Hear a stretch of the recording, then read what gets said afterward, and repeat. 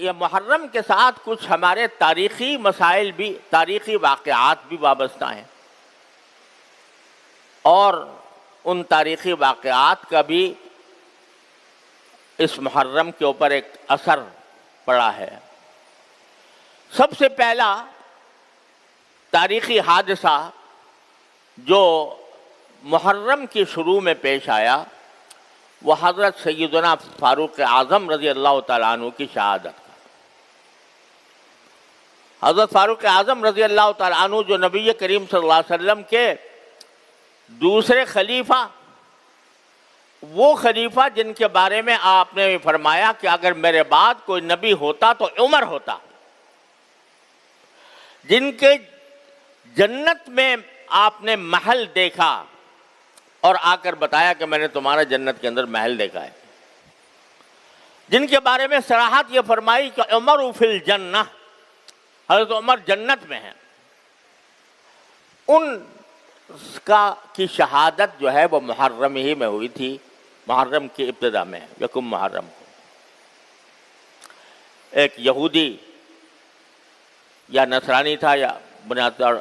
یہودی تھا، اس نے چھپ کر حضرت فاروق اعظم رضی اللہ تعالیٰ عنہ پر وار کیا تھا جبکہ آپ نماز فجر کے لیے تشریف لائے تھے، اور اسی وار کے نتیجے میں حضرت فاروق اعظم رضی اللہ تعالیٰ عنہ کی پھر وفات ہوئی۔ یہ افسوسناک اور اندوہناک اور ملت کے لیے عظیم سانحہ وہ اسی محرم میں پیش آیا۔ پھر دوسرا عظیم سانحہ جو خاص عاشورہ میں پیش آیا وہ حضرت سیدنا حسین رضی اللہ تعالیٰ عنہ کی شہادت، نبی کریم سرور دو عالم صلی اللہ علیہ وسلم کے نواسے، جن کو آپ نے جنت کا ریحان قرار دیا، جنت کا پھول قرار دیا، جن کے بارے میں آپ نے فرمایا کہ اہل جنت کے نوجوانوں کے سردار ہوں گے، اور جن کی ساتھ آپ نے محبت کرتے ہوئے فرمایا کہ یا اللہ میں ان سے محبت کرتا ہوں، جو ان سے محبت کرے اللہ آپ بھی اس سے محبت کریں، وہ سیدنا حسین رضی اللہ تعالیٰ عنہ، وہ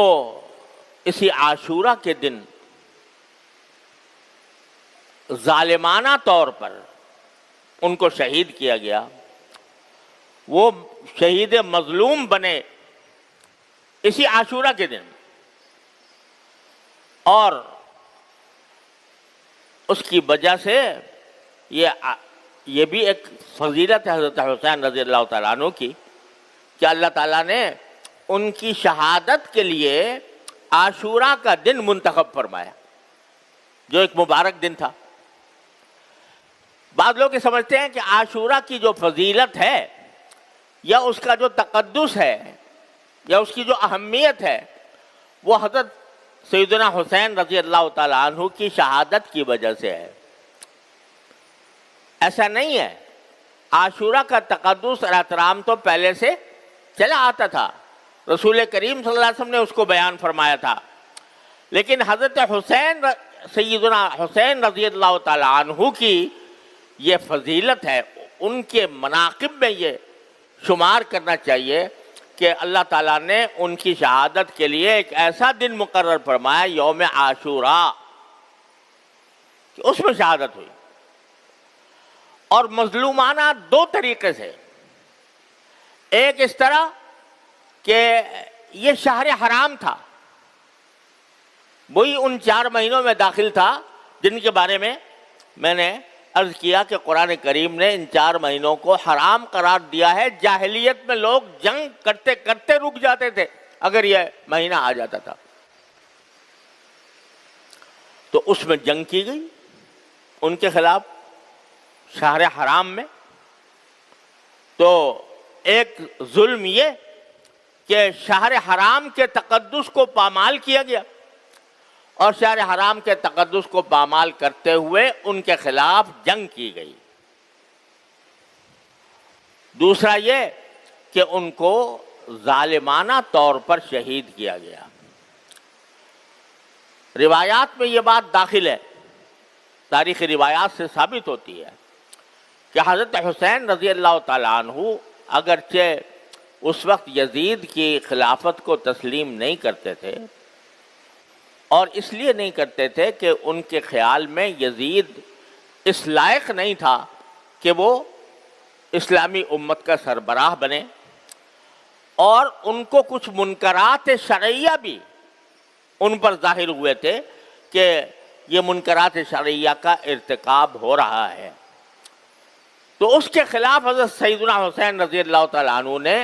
یہ سفر کیا تھا۔ لیکن جب ان کا محاصرہ کر لیا گیا اور ان کو آگے بڑھنے سے روک دیا گیا، تو اس وقت حضرت سیدنا حسین رضی اللہ تعالیٰ عنہ نے یہ فرمایا تھا کہ میں جنگ کرنے کے لیے نہیں آیا، میں ایک اس بات پر احتجاج کرنے کے لیے آیا ہوں کہ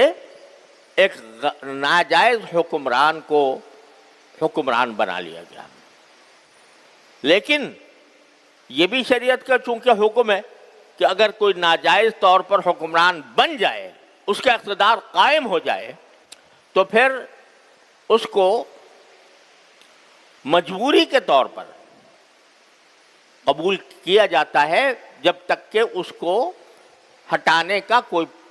طریقہ ممکن نہ ہو۔ تو اس لیے بعض روایات میں یہ آتا ہے کہ انہوں نے یہ پیشکش بھی کی تھی کہ میں خود یزید سے گفتگو کرنے کے لیے تیار ہوں، لیکن اس سب کے باوجود یزید نے جس کو گورنر بنایا ہوا تھا عبید اللہ بن زیاد، وہ حضرت حسین رضی اللہ تعالیٰ عنہ سے بات چیت پر آمادہ نہیں تھا، اور اس نے جنگ ٹھان لی، اور ان اہل بیت کے اس قافلے پر اس نے حملہ کیا۔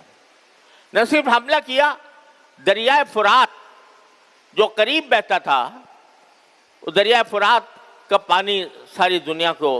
سیراب کرتا تھا، اس کا راستہ بند کر دیا تاکہ ان کو پانی نہ ملے۔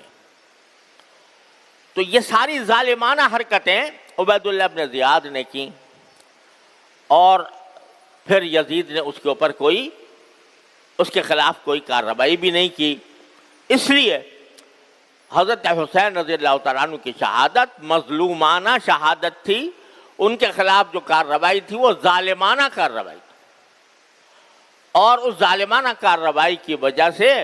حضرت حسین رضی اللہ تعالیٰ عنہ کی شہادت کا وہ المناک سانحہ پیش آیا جس پر جتنا غم کا اظہار کیا جائے کم ہے۔ یہ حضرت حسین تو لیکن حضرت حسین کی شہادت ان کی منقبت ہے، ان کی فضیلت ہے کہ اللہ تبارک و تعالیٰ نے ان کے لیے، مرنا تو ہر ایک کو ہوتا ہے، لیکن ایک تو شہادت کی موت عطا فرمائی، اور شہادت کی موت بھی محرم کے عاشورہ میں 10ویں تاریخ کو مقرر فرمائی۔ تو یہ فضیلت ہے حضرت سیدنا حسین رضی اللہ تعالیٰ عنہ۔ لیکن ایک بات اور عرض کر دوں، تاریخ میں یہ مذکور ہے کہ چونکہ حضرت حسین رضی اللہ تعالیٰ عنہ کو کچھ اندازہ ہو گیا تھا کہ یہ لوگ مجھے چھوڑیں گے نہیں، تو اس وقت شہادت سے 1-2 روز پہلے انہوں نے خطبہ دیا، اور اس خطبے میں لوگوں کو جو وصیتیں کی، ان میں ایک وصیت یہ بھی ہے کہ میں اگر شہید ہو گیا تو میرے شہادت کے اوپر تم ماتم نہ کرنا، تم نوحہ نہ کرنا،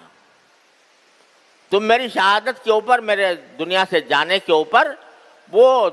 جاہلیت کے طریقے اختیار نہ کرنا جو جاہلیت میں تھے، اور رسول کریم صلی اللہ علیہ وسلم نے ان کو ممنوع کر دیا تھا۔ جاہلیت میں جب کسی کا انتقال ہوتا تھا تو جتنا بڑا آدمی ہے اسی کے حساب سے اس پر ماتم ہوتا تھا، اس کے گریبان چاک کیے جاتے تھے، اس میں خود سر پر مٹیاں ڈالی جاتی تھیں، اور خدا جانے کیا کیا حرکتیں، اور رو رو کر نوحہ کیا جاتا تھا۔ نوحہ کے معنی ہوتے ہیں کہ رو رو کر شعر پڑھنا، اور رو رو کر مرحوم کے فضائل و مناقب بیان کرنا یہ نوحہ ہے۔ اور نبی کریم صلی اللہ علیہ وسلم نے جاہلیت کی جن رسموں کو آپ نے مٹایا، ان میں ایک بہت بڑی رسم نوحہ کی آپ نے مٹائی، کہ نوحہ کرنا ناجائز ہے۔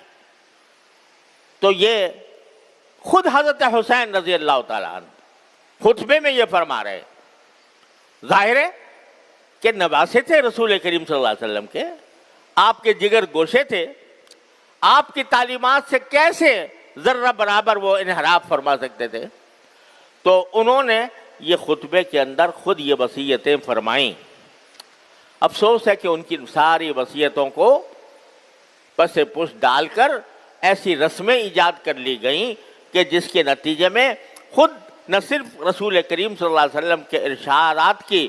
نفی ہوتی ہے، خود حضرت حسین رضی اللہ تعالیٰ عنہ کی وصیت کی نفی ہوتی ہے، اور ایک پورا ایک طوفان برپا ہو جاتا ہے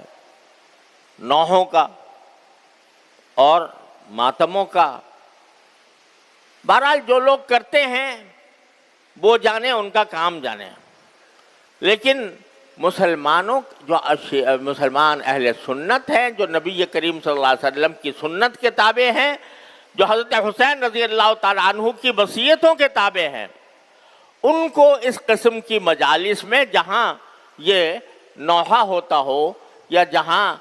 ان کے حضرت حسین کی وصیتوں کے خلاف ورزی کی جاتی ہو، وہاں ایک